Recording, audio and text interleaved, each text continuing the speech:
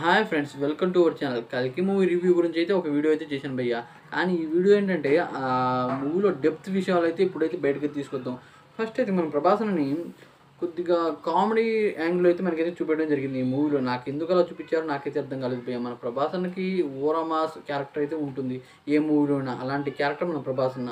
అతనికి action character అయితే బాగా కనెక్ట్ అవుతుందని నాకైతే అనిపించింది భయ్య. ఇక వేరే విషయం ఏంటంటే ఈ మూవీలో మనకి చాలా క్యామియో రోల్స్ అయితే చాలా అయితే ఎక్కువైతే కనిపించాయి భయ్య. దీంట్లో మనకి దిల్కుల్ సల్మాన్ అంటే ఈ ఇప్పుడు భైరవ వాళ్ళ డాడీ అనమాట. అంటే మన ప్రభాస్ అన్న డాడీ పుట్టినప్పటి నుండి సాధుతూ చివరికి అనమాట అతన్ని జైల్లో తీసుకెళ్తారు.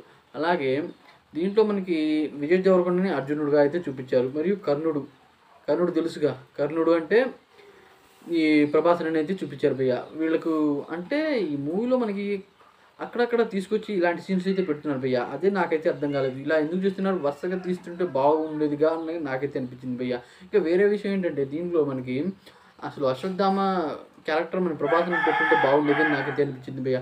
అశ్వత్థామ ఎలాంటి క్యారెక్టర్ అంటే అసలు ఎవరినైనా కొట్టేస్తాడు. 8 ఫీట్ హైట్ ఉంటాడు. వీళ్ళందరూ ఆయన ముందు చిన్నపిల్లలాగా అయితే కనిపిస్తున్నారు భయ్య.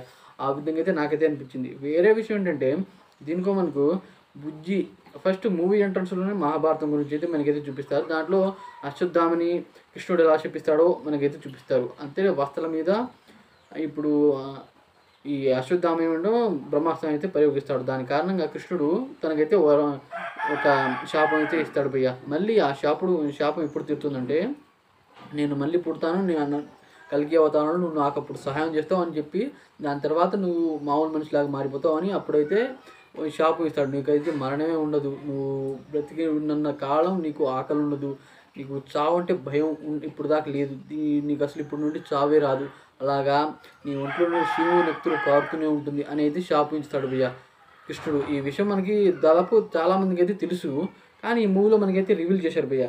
ఇంట్రెస్టింగ్గా అయితే ఉంది అది రివీల్ చేయడం మాత్రం నాకైతే చాలా బాగా అనిపించింది. దీంట్లో మనకి ప్రభాస్ మరియు బుజ్జి వీళ్ళ రోల్ అయితే చాలా బాగుందని నాకైతే అనిపించింది. అంటే బుజ్జిని ప్రభాస్ అన్న ఎంత కొట్టినా సరే అశ్వత్థామని ప్రభాస్ అన్న ఓడిపోతూ రావటమే. అసలు ఎంత అశ్వత్థామ ఎగరేసి అంటాడు అంటే చెప్పకూడదు, కానీ బాగా అయితే కొడతాడు భయ్య ప్రభాస్ అన్ని. ఎంత కొట్టినా సరే ప్రభాస్ అని వస్తూనే ఉంటాడు, కానీ ఎంత చెప్పినా సరే ప్రభాస్ అని అయితే ఓడిపోతాడు. తర్వాత బుజ్జిని 2.0గా చేస్తాడు. అలాగే ఇప్పుడు సుప్రీం కమల్ హాసన్ క్యారెక్టర్ అనమాట 2-3 సార్లు అంటే టోటల్ మూవీలో నాకు ఆయన దాదాపు 5 to 7 minutes అయితే కనిపిస్తాడు. ఎక్కువ అయితే కనిపించడు ప్రభాస్ అనేది.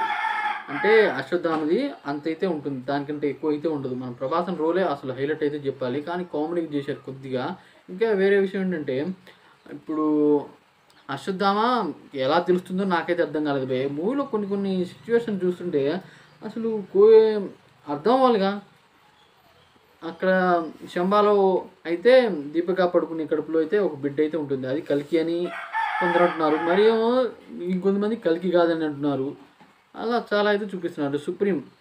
సుప్రీం అంటే ఒక పర్సన్ అనమాట. అతను వెళ్ళి బతకాలి అని చాలామంది కడుపులో ఉన్న వాళ్ళ దాంట్లో నుండి ఆ బేబీల సిరం అయితే తీసుకొని అతనికి అయితే వాడుకుంటాడు. అలాగే ఇంకా ఏంటంటే భయ్య ఈ మూవీలో మనకి ఈ వేరే విషయం అంటే నాకు ఈ ఈ మూవీలో మనకి క్యామియో రోల్గా రాజగోపాల్ వర్మని చూపించారు, మరియు రాజమౌళి గారిని చూపించారు. వీళ్ళ క్యారెక్టర్ ఏంటో నాకు అస్సలు ఇప్పటిదాకా అర్థం కావట్లేదు. ఎంత ఆలోచిస్తున్నా సరే ఏంటి భయ్య వాళ్ళని ఎందుకు పెట్టారో నాకు ఇప్పటిదాకా అర్థం కాలేదు.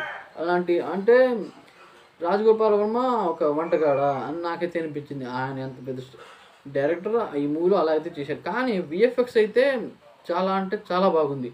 ఇప్పుడు 2024 అంటే 800 సంవత్సరాల తర్వాత ఎలా ఉండబోతుంది లోకం అనే దాని గురించి అయితే మంచి కాన్సెప్ట్ అయితే ఎంచుకున్నారు. కానీ భయ్య కొద్దిగా మంచి సీన్స్ అయితే కనెక్ట్ అవ్వలేదు. ఇంకా ఏంటంటే ఆ బేబీస్ని చంపేటప్పుడు ఎమోషన్స్ అయితే చంపేస్తాయి భయ్య. నాకైతే చాలా అంటే చాలా బాగా అనిపించింది ఈ మూవీ. కానీ ప్రభాస్ అని ఇంకా కొద్దిగా హైలైట్ ఫైట్ సీన్స్లో ఎక్కువ చేసుంటే బాగుండేది అనిపించింది భయ్య. ఇంకా ప్రభాస్ అన్న ఫస్ట్లో ఒక విధంగా ఉంటాడు, లాస్ట్లో ఇంకో విధంగా ఉంటాడు భయ్య ఈ మూవీలో. అసలు క్లైమాక్స్ సీను మరియు ఇంటర్వెల్ సీను ఫైటు అరాచకం అంతే, మెంటల్ ఎక్కించేలా ఉంటుంది భయ్య.